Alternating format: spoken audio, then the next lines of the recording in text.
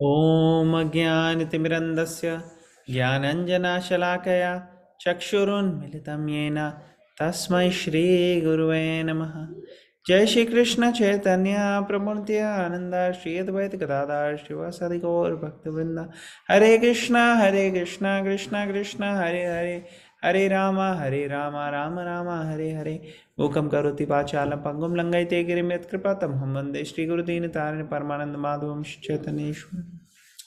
हरे Krishna. 13 chapter, पहले 7 श्लोक हम अभी डिस्कस कर चुके हैं, लेकिन आज हम एक बारी समरी देखेंगे उनकी, फिर आगे बढ़ेंगे ताकि जिन लोगों ने मिस कर दिए पिछले दिनों उनको वो भी कैचअप हो सके। तो स्टार्ट करते हैं। फर्स्ट 2 श्लोक जो हैं, तो कौन रीड करने के लिए वॉलंटियर करेगा? कोई वॉलंटियर करेगा? मैं पढ़ता हूँ पहला श्लोक। तो चैप्टर का नाम है nature the enjoyer and consciousness. Nature the enjoyer and consciousness, 13 chapter. Arjun said, "O my dear Krishna, I wish to know about Prakriti, nature, Purusha the enjoyer, and the field, and the knower of the field, and of knowledge, and the object of knowledge." Supreme Personality of Godhead said, "This body, O son of Kunti, is called the field, and one who knows the body is called the knower of the field." तो 6 सवाल पूछे अर्जुन ने। क्या क्या सवाल पूछे? कि मुझे जानना है प्रकृति, पुरुष, क्षेत्र, क्षेत्रज्ञ, ज्ञान और ऑब्जेक्ट ऑफ नॉलेज, ज्ञेय। इन 6 चीज़ों को मुझे जानना है। तो भगवान ने जवाब में बताया किसके बारे में? क्षेत्र और क्षेत्रज्ञ के बारे में। उन्होंने कहा क्षेत्र ये शरीर है और क्षेत्रज्ञ है जिसको इस शरीर के बारे में ज्ञान हो, नॉलेज हो। ठीक है, अभी भगवान कंटिन्यू कर रहे हैं। तो कौन पढ़ेगा थर्ड टेक्स्ट? कोई वॉलंटियर करेगा थर्ड टेक्स्ट के लिए? ओके, मैं पढ़ देता हूँ।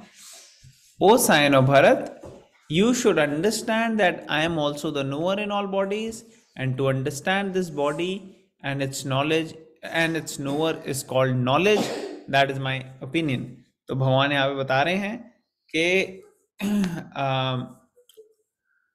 I am also the knower of all bodies, and to understand the body and its knower is called knowledge. तो ज्ञान क्या है? शरीर को समझना और शरीर को जो जानता है उसको समझना। 2 एस्पेक्ट्स है यहाँ पे कि शरीर को जानने वाला एक तो हम है, हमें पता है अपने शरीर में क्या हो रहा है। कुछ चल रहा है अगर हमारे को, या कोई दिमाग में आया, या कुछ अगर आपको खांसी आ रही है, या आपको किसी को बाथरूम जाना है, तो ये उसके शरीर के बारे में उसको पता है। और या फिर किसको पता है? परमात्मा को। तो आत्मा और परमात्मा ये दोनों नोअर हो गए।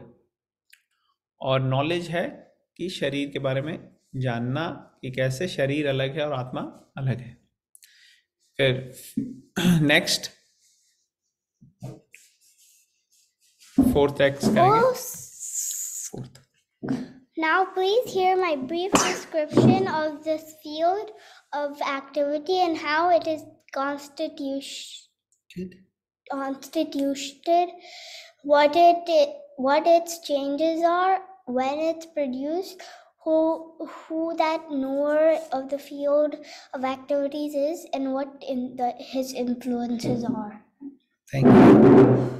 तो यहाँ पे बता रहे हैं भगवान कि अभी वो इस चैप्टर में क्या क्या बताएंगे उसको इस श्लोका में कंसाइज कर दिया है।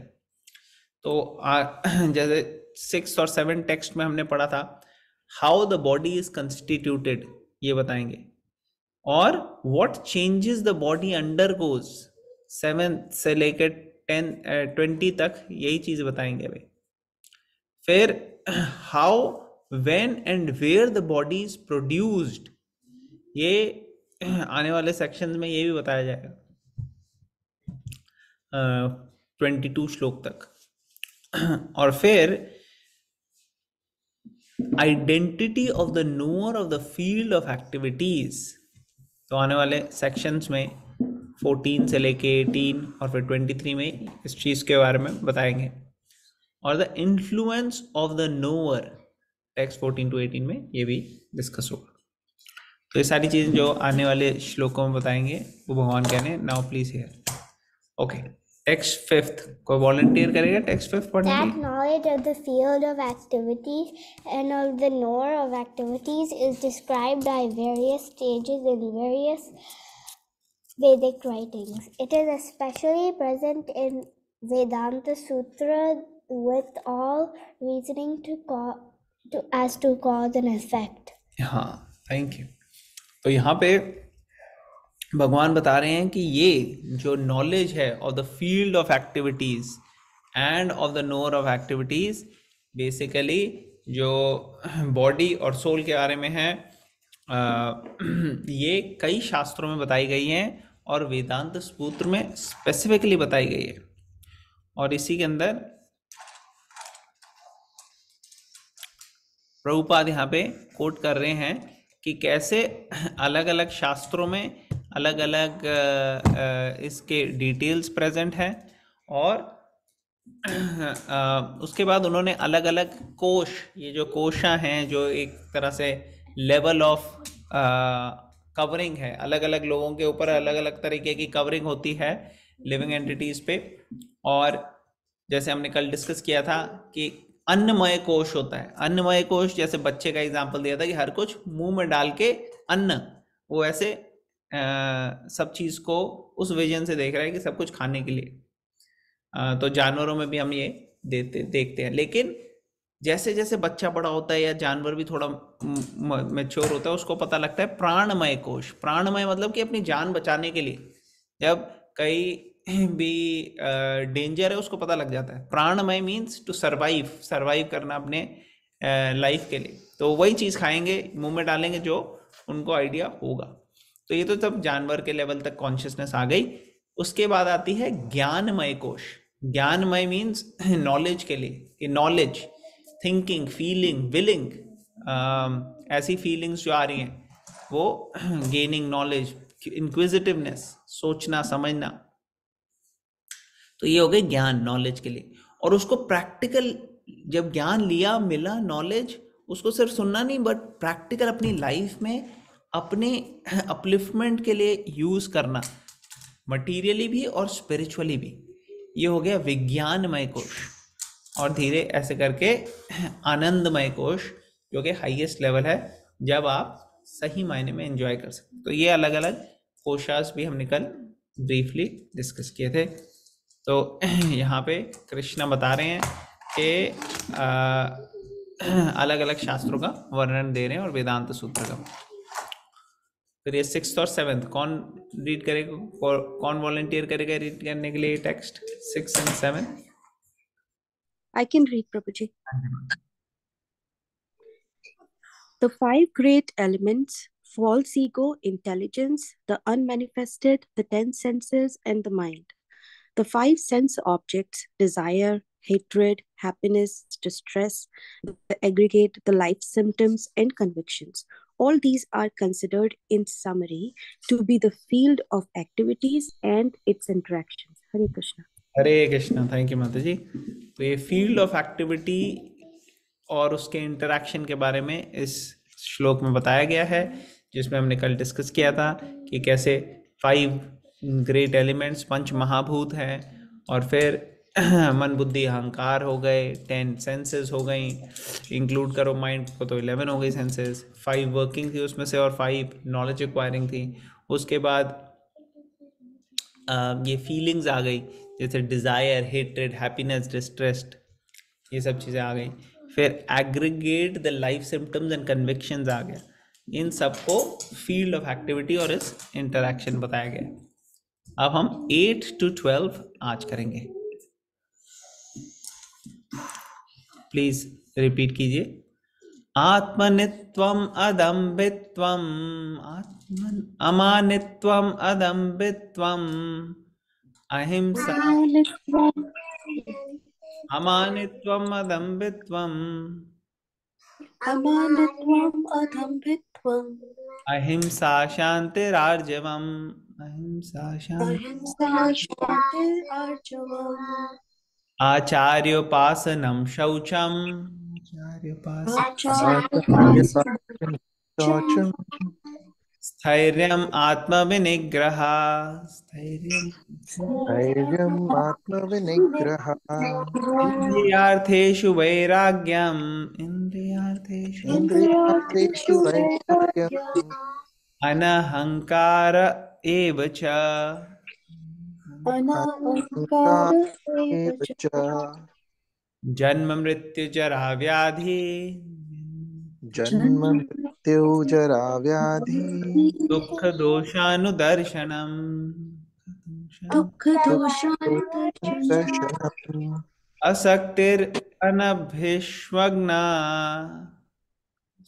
असक्तिरनभिष्वङ्गाः पुत्रदार गृहादिषु पुत्रदार पुत्रधारागृहादिषु नित्यं च समचित्तत्वम् नित्यं च समचित्तत्वम् इष्टानिष्टोपपत्तिषु इष्टानिष्टो इष्टनिष्ठोपपत्तिषु मयि चानन्ययोगेन मयि चान्ययोगेन भक्तिर् अव्याभिचारिणी भक्तिरव्याभिचारिणी विविक्ता देशसेवित्वं विविक्ता विविक्तासेवित्वम् अरातिर्जनसंसदि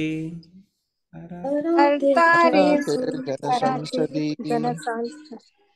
अध्यात्म ज्ञान नित्यत्वम् अध्यात्म ज्ञान अध्यात्मज्ञाननित्यत्वम्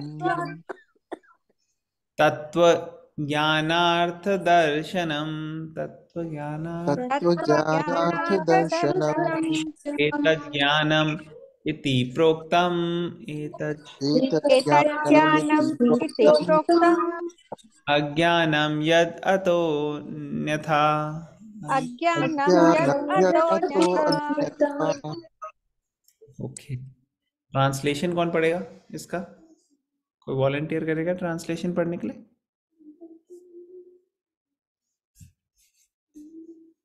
ओके मैं पढ़ता हूँ humility pridelessness non violence tolerance simplicity approaching a bona fide spiritual master cleanliness steadiness self control renunciation of the objects of sense gratification absence of false ego the perception of evil of birth death old age and disease detachment freedom from entanglement with children wife home and the rest even mindedness amid pleasant and unpleasant events constant and unalloyed devotion to me aspiring to live in a solitary place detachment from the general mass of people accepting the importance of self-realization and philosophical research philosophical search for the absolute truth all these I declare to be knowledge and besides this whatever there may be is ignorance तो भगवान ने पहले बताया था कि शरीर जो क्षेत्र है और क्षेत्रज्ञ इसके बारे में जो आता है वो असली में नॉलेज है और यहाँ पे बता रहे हैं उसको डिटेल में कि ये सारी चीज़ों के बारे में जिसको पता है जिसके अंदर ये क्वालिटीज़ हैं और इन सब चीज़ों का ज्ञान है किसका humility pridelessness non violence tolerance simplicity आचार्य उपासना approaching a bona fide spiritual master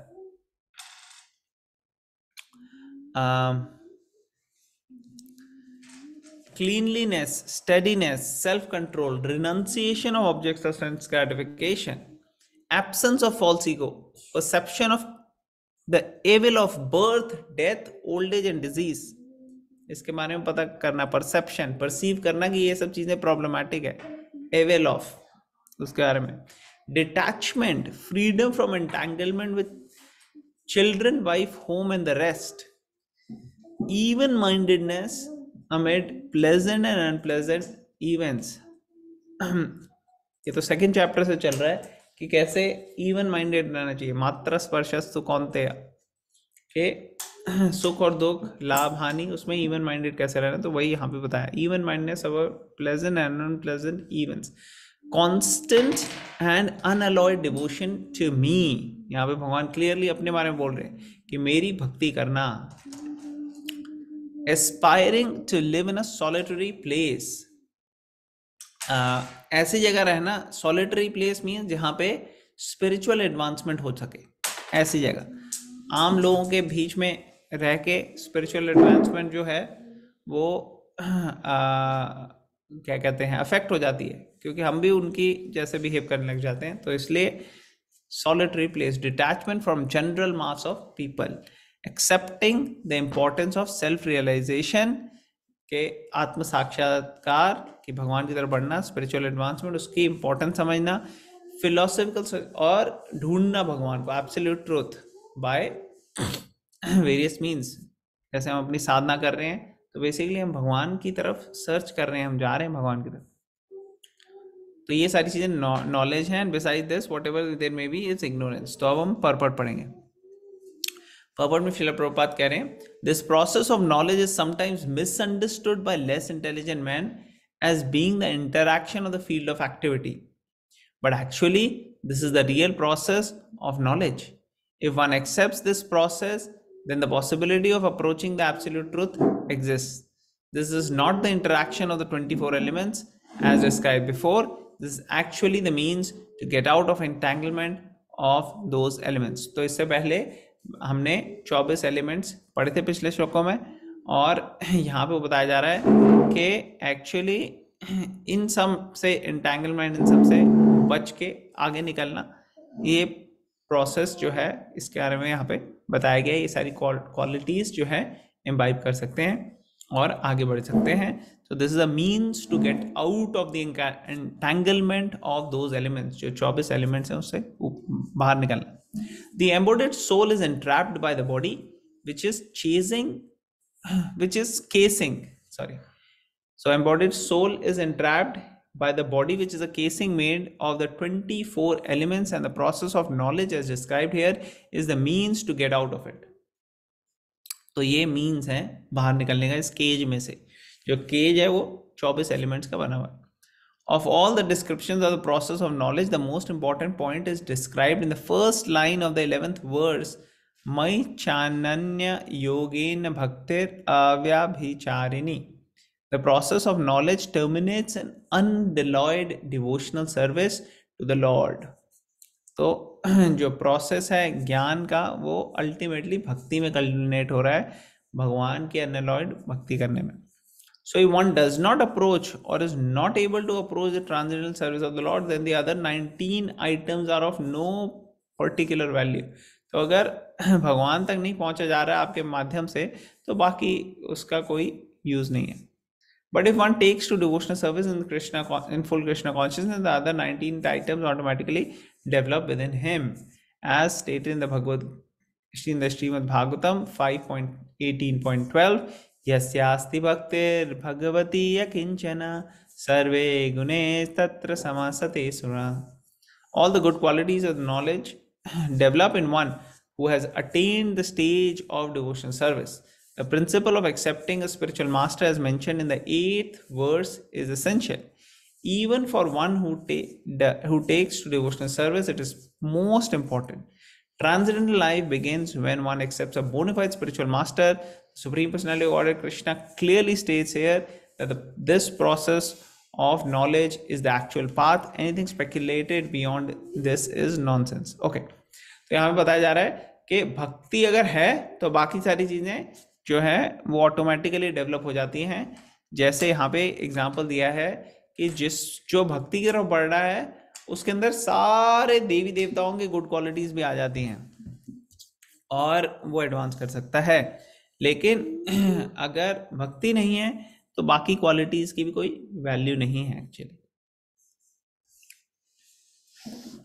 the next paragraph,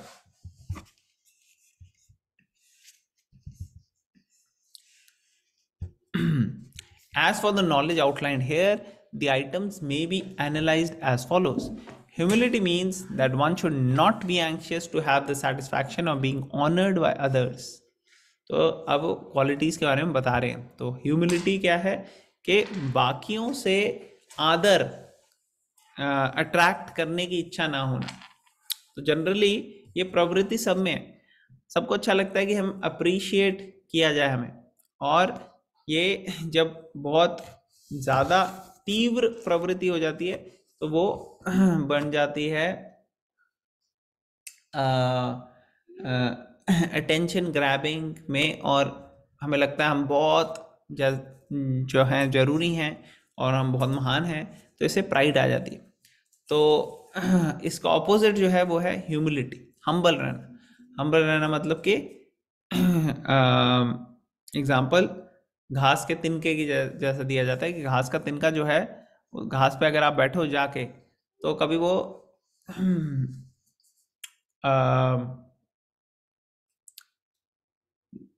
कभी वो रिवोल्ट नहीं करता है, कभी वो क्या कहते हैं नम्र तरीके से हमेशा बिहेव करता है. और ऐसा बिहेवियर जो है चैतन्य महाप्रभु हमसे भी एक्सपेक्ट करते हो. क्या कहते हैं? त्रिनाद अपि सुनिचेना तरोर अपि सहिष्णुनाम अमानी न मान देना कीर्तनीय सदा Hari. Be more humble than a blade of grass, more tolerant than a tree, ready to accept all, ready to give all respect to others and expect none in return. मतलब सबको, सामने वाले को पूरी रिस्पेक्ट देना और खुद रिस्पेक्ट के पीछे ना भागना, ये होती है ह्यूमिलिटी. और यहाँ पे लिखा है कि ऐसी इच्छा ना होना कि हमें ऑनर मिले, ये होती है ह्यूमिलिटी.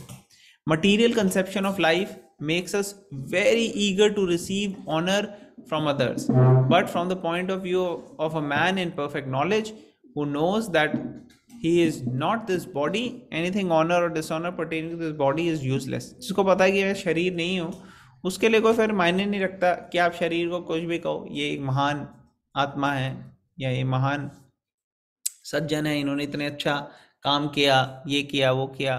कोई भी रिस्पेक्ट दे रहे हो वो शरीर के लिए एक्चुअली, क्योंकि ये शरीर जो है वो तो टेम्परेरी है, ज़्यादा टाइम तो रहेगा नहीं, तो इसलिए उसके ऊपर फोकस करना नहीं. अगर आते हैं लोगों की तरफ से मान सम्मान, तो उसको भगवान की कृपा समझना चाहिए, और लोगों का प्यार जो है वो लेना चाहिए, और मान सम्मान जो है वो गुरु और कृष्णा की तरफ डायरेक्ट कर देना चाहिए. लेकिन अगर मान सम्मान नहीं आ रहा किसी से और ऑनर नहीं मिल रहा, तो इसको भी भगवान की कृपा समझनी चाहिए. एक कृपा है भगवान की कि हम को इस स्थिति में रखा हुआ है, और अपने जो सिचुएशन है, अपनी तुच्छ पोजीशन को समझना. फिर बता रहे हैं one should not be hankering after this material deception. Hanker नहीं करना है ऐसे मटीरियल चीज़ों के बारे में. People are very anxious to be famous for their religion, and consequently sometimes it is found that without understanding the principle of religion one enters into some group which is not actually following religious principles, and then wants to advertise himself as a religious mentor. As for actual advancement in spiritual science, one should have a taste to see how far he is progressing. He can judge by these means. तो कई बार लोग अलग अलग religious संस्थाओं में भी चले आते हैं और वहाँ पे फेम गेन करते हैं, और उनको पता भी नहीं है कि रिलीजन का मकसद क्या है, लेकिन अलग अलग तरीके से वो गेन करने की कोशिश करते हैं, जो कि बिल्कुल उचित नहीं है. कई बार वो चाहते हैं उनके फॉलोअर्स बढ़े, लेकिन क्या होना चाहिए, कोई होना चाहिए कि स्पिरिचुअली कैसे मैं एडवांस करूं, भगवान की तरफ कैसे मैं बढ़ूं. फिर ये हो गई ह्यूमिलिटी. अब नेक्स्ट है नॉन वायलेंस के बारे में प्रभुपाद बोल रहे हैं नेक्स्ट पैराग्राफ में. Non violence is generally taken to mean not killing और destroying the body, but actually non violence means not to put others into distress. तो नॉन वायलेंस का मतलब लोग, आम जनता सोचती है कि मारो मत किसी को या किसी को पीटो मत, लेकिन सिर्फ यही नहीं है. इसका क्या है, डीपर मतलब है कि किसी को भी डिस्ट्रेस मत दो, परेशानी दो ही मत किसी को भी. कोई अगर एंग्जाइटी या डिस्ट्रेस में चला आ रहा है हमारी वजह से, तो वो भी एक तरीके से वायलेंस है. People in general are trapped by ignorance in the material conception of life, and they perpetually suffer material pains. So unless one elevates people to spiritual knowledge, one is practicing non-violence, practicing violence. तो लोग जो हैं वो material life को जी रहे हैं और material life में बहुत ज़्यादा डिस्ट्रेस और पेन आ रहा है उनको, और अगर हम उनको एलिवेट नहीं करेंगे स्पिरिचुअल लाइफ में तो वो भी एक तरीके से वायलेंस हो जाएगी, क्योंकि वो डिस्ट्रेस में है अभी.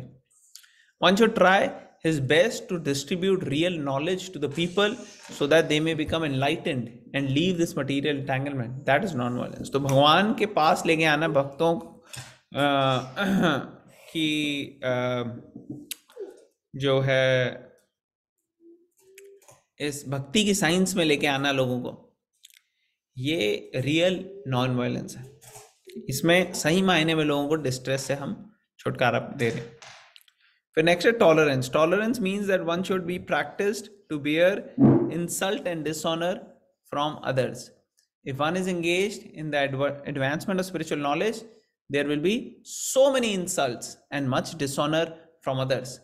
This is expected because material nature is so constituted. Even a boy like Prahlad, who was 5 years old, was engaged in the cultivation of spiritual knowledge, was endangered when his father became antagonistic to his devotion. The father tried to kill him in so many ways, but Prahlad tolerated him. So there may be many impediments to making advancement in spiritual knowledge, but we should be tolerant and continue our progress with determination.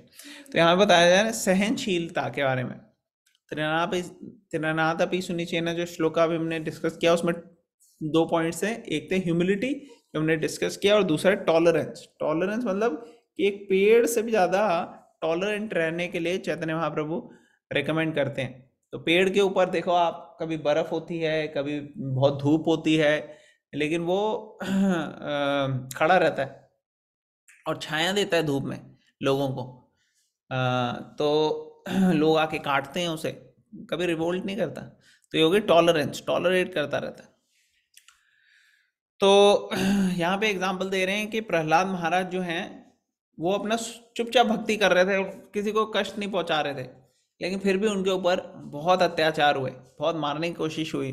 उसी तरीके से जो आज भी भक्ति कर रहे हैं लोग, कहीं ना कहीं उनको भी ऐसा सहना पड़ सकता है कि इंसल्ट हो, डिसऑनर हो, लोग कहें उल्टी सुल्टी बातें भक्तों के बारे में. लेकिन टॉलरेट करना है और भक्ति में आगे बढ़ते जाना है. हमारा को अपना गोल क्लियर रहना चाहिए. हमें प्रहलाद महाराज से सीखना है, हिरण्यकश्यप से नहीं. ये बाकी लोग अगर हिरण्यकश्यप हैं तो नो प्रॉब्लम, हम तो प्रहलाद बनने के लिए कोशिश कर सकते हैं, प्रयास कर सकते हैं, प्रहलाद महाराज की कृपा मांग सकते हैं, भगवान की कृपा मांग सकते हैं. तो बड़े सारी कठिनाइयाँ आएंगी, लेकिन स्पिरिचुअल एडवांसमेंट की तरफ बढ़ते रहना है tolerance. The next is simplicity. Simplicity means that without diplomacy, one should be so straightforward that he can disclose the real truth even to an enemy. तो ये हो गई simplicity. Okay, straightforward रहना. As for acceptance of spiritual master, that is essential, because without the instruction of bona fide spiritual master, one cannot progress in spiritual science. Give me 1 second.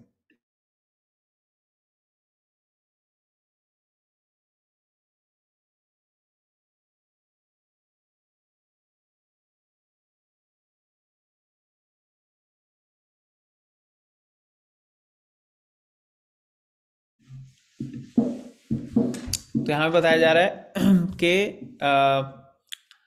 Spiritual knowledge की तरफ आगे बढ़ते रहना है, tolerate करते रहना है. और फिर नेक्स्ट सिंप्लिसिटी के बारे में हम डिस्कस कर रहे थे कि स्ट्रेट फॉरवर्ड रहना है. और स्ट्रेट फॉरवर्ड रहना के लिए हमें गुरु को अप्रोच करना है और उनसे सीखना है, और ये सारी क्वालिटीज़ इम्बाइब करनी है अपने अंदर. और जब हम ऐसी सिचुएशन में होते हैं जहाँ पे बाकी लोग भी ये क्वालिटीज़ इम्बाइब कर चुके होते हैं या कर रहे होते हैं, तो उनकी एसोसिएशन में हम भी अच्छे से प्रोग्रेस कर सकते हैं स्पिरिचुअल साइंस में. और गुरु के पास जाने का क्या स्पिरिट होनी चाहिए, क्या भावना होनी चाहिए? भावना होनी चाहिए नम्रता की, नम्र होना चाहिए, और सेवा भावना, सेवा करने के लिए जाना है.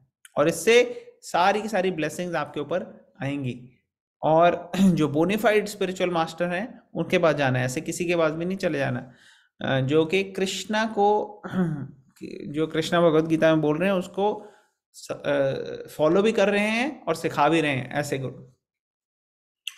If he bestows any blessings upon his disciple, that will make his disciple, और इससे क्या होगा, भक्त immediately advance करने लग जाता है भक्ति में, following regulatory principles, और the regulatory principles will be, और क्या होता है इससे, एक तो कई सारे रूल्स रेगुलेशन है जो मुश्किल होते हैं फॉलो करने, लेकिन जब कृपा मिलती है गुरु की, भक्तों की, तो उससे बहुत अच्छे से फॉलो कर सकते हैं और ये बहुत आसान हो जाते हैं फॉलो करने। इसलिए गुरु की सेवा हमेशा करनी चाहिए, कोई इसमें हिचकिचाना नहीं चाहिए। फिर नेक्स्ट है साफ सफाई, क्लीनलीनेस।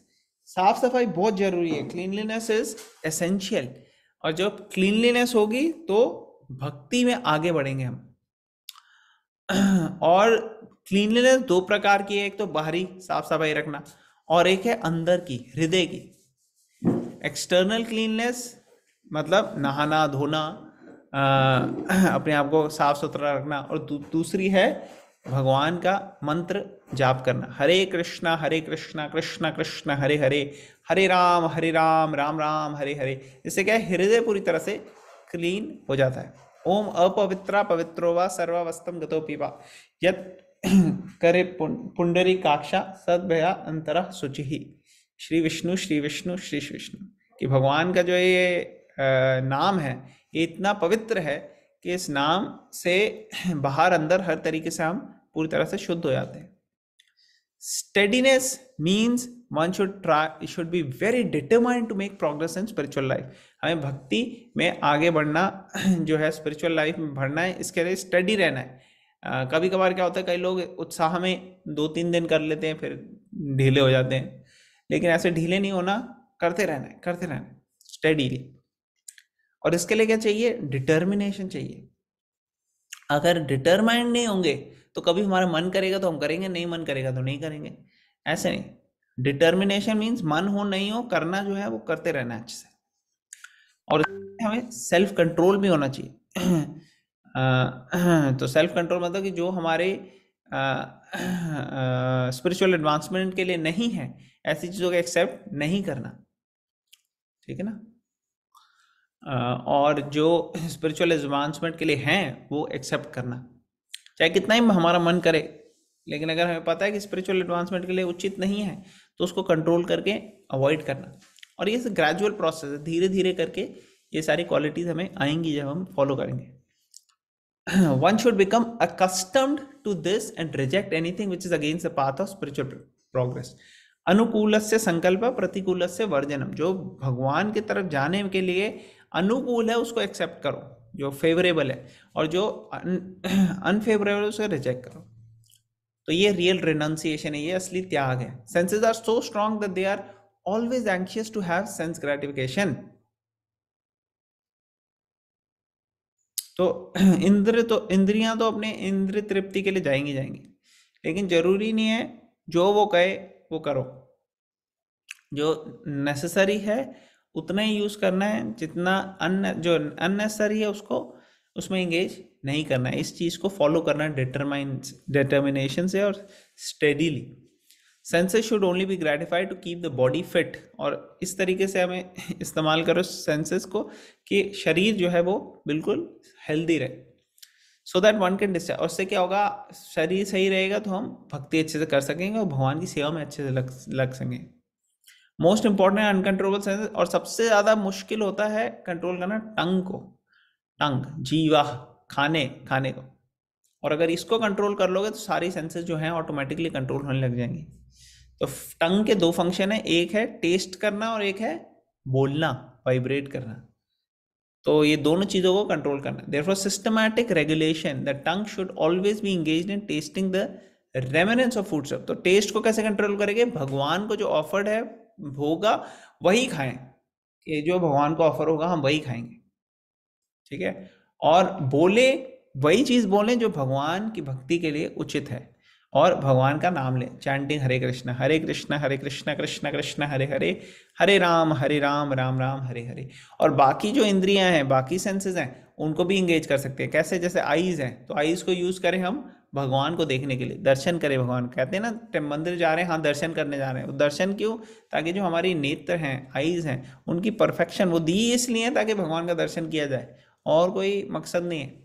प्रभुपाद कहते हैं अगर भगवान को नहीं देखोगे तो उल्टी सुल्टी चीजों को देखोगे, और इससे अच्छा भगवान को देखो। तो इससे क्या होगा? आईज भी कंट्रोल हो गई, टंग भी कंट्रोल हो गई। ईयर्स, भगवान के बारे में सुनो, भगवान का कीर्तन, भगवान का लेक्चर, तो ये हियरिंग होगी। Nose, smelling the flowers offered to Krishna, भगवान को जो ऑफर्ड फ्लावर्स हैं, भगवान को ऑफर्ड तुलसी हैं, उनको स्मेल कर सकते हैं, टेस्ट कर सकते हैं। There is a process of devotional service and understood here that Bhagavad Gita is simply expounding the science of devotional service. तो Bhagavad Gita basically devotional service के बारे में बता रही है। Devotional service the main and sole objective, यही असली मकसद भक्ति ही है भगवत गीता में। अनइंटेलिजेंट कमेंटेटर्स, लेकिन जो बुद्धिमान नहीं है, वो भगवत गीता को डाइवर्ट करते हैं, try to divert the mind of reader to other subjects, but there is no other subject in Bhagavad Gita than devotional service. तो इधर उधर की चीज़ों में ले जाते हैं वो, और ऐसा बिल्कुल भी डिस्ट्रैक्टेड हो सकता है, और आगे बढ़ने के लिए हमारे बाधा डाल सकता है स्पिरिचुअल लाइफ में।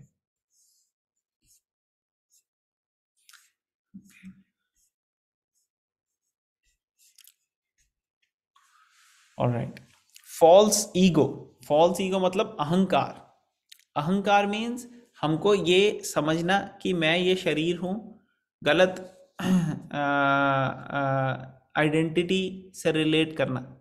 हमको लगता है कि हम ये शरीर है, और कहते हैं ना बहुत ईगो आ गई है। मीन्स ईगो मीन्स कि हम सही मायने में जान नहीं पाए कि हम भगवान के अंश हैं, और हम सोच रहे हैं हम ये शरीर है, तो ये फॉल्स ईगो हो गए। When one understands that he is not this body and spirit soul, he comes to his real ego. तो रियल ईगो आ गया कि हम कृष्ण के दास हैं, हम ये शरीर नहीं है, हम आत्मा है। तो false ego is condemned but not real ego. Real ego को कंडेम नहीं करते। In the Vedic literature Brihad Aranyaka Upanishad 1.4.10 it is said अहम ब्रह्मास्मि, I am Brahman, I am spirit, this I am Brahman. अहम ब्रह्मास्मि मतलब कि हम ये शरीर नहीं है, हम स्पिरिचुअल हैं। ब्रह्मन मतलब स्पिरिचुअल, और जो बॉडी है वो डेड मैटर है। This I M, the sense of self also exists in the liberated stage of self-realization. This sense of I am is ego, but when the sense of I am is applied to this false body, it is false ego. When the sense of self is applied to reality, that is real ego. There are some philosophers who say we should give up our ego, but we cannot give up our ego because ego means identity. We ought, of course, to give up the false identification of the body. तो true ego जो है उसको retain करना, और false ego जो है उसको give up करना, ये रियल सेल्फ रियलाइजेशन है। और ट्रू ईगो है कि जीवेरा स्वरूप होए कृष्णेर नित्य दास, कृष्ण के नित्य दास है। Next, one should try to understand the distress of accepting birth, disease, old age and death. तो लोगों को समझ नहीं आता, लेकिन बर्थ भी जो है वो भी बहुत कठिनाई भरी होती है, डेथ तो बहुत पेनफुल होती है, ओल्ड एज में भी बहुत तकलीफें आती हैं, और डिजीज भी जो है वो भी मिजरेबल बना देती है शरीर को। ये सारी चीज़ों के बारे में लोग नज़रअंदाज कर देते हैं, और ये नज़रअंदाज नहीं करना, इसको समझना कि ये सब प्रॉब्लमैटिक है। There description of in various Vedic literatures of birth. In the Srimad Bhagavatam, the world of the unborn, the child's stay in the womb of the mother, its suffering, etc., are all very graphically described. तो भागवतम में 3rd canto में describe किया गया है कि कैसे बच्चे की स्थिति होती है शरीर के मदर की वूम में जब वो होता है।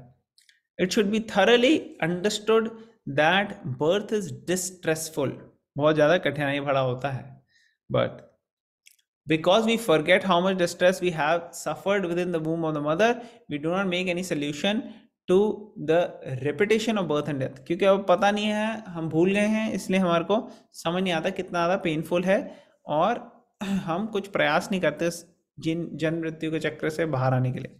Similarly, at the time of death, there are all kind of sufferings, and they are also mentioned in the authoritative scriptures. These should be discussed. And as far as disease and old age are concerned, everyone gets practical experience. No one wants to be diseased and no one wants to become old, but there is no avoiding these. तो किसी को भी ये समझ में नहीं आता कैसे avoid करें हम old age को और कैसे हम डिजीज को अवॉइड करें. इसलिए हम देखते हैं लोग बड़े घबरा जाते हैं ओल्ड एज और डिजीज के नाम से. No one wants to be diseased, no one wants to be old age. Unless we have a pessimistic view of this material life, considering the distress of birth, death, old age and disease, there is no impetus for our making spiritual advancement. तो लोग जो हैं वो इसको नज़रअंदाज कर देते हैं, इसलिए उनको समझ में नहीं आता कि कितना ज़्यादा प्रॉब्लमैटिक है ये क्या कहते हैं मटीरियल वर्ल्ड. लेकिन जब वो समझेंगे तब उनको पता लगेगा हाँ यार ये तो रियलिटी है एक्चुअली, फिर वो आगे स्पिरिचुअली एडवांस कर सकेंगे. ओके, तो आई थिंक अभी हमारे और 3-4 पैराग्राफ कुछ हैं यहाँ पे, एक्चुअली 6 पैराग्राफ हैं, तो इनको हम कल कंटिन्यू करेंगे. आज के लिए हम यहीं पे स्टॉप करते हैं. किसी का कोई क्वेश्चन, कमेंट, कोई पॉइंट, कोई कुछ शेयर करना चाहेगा?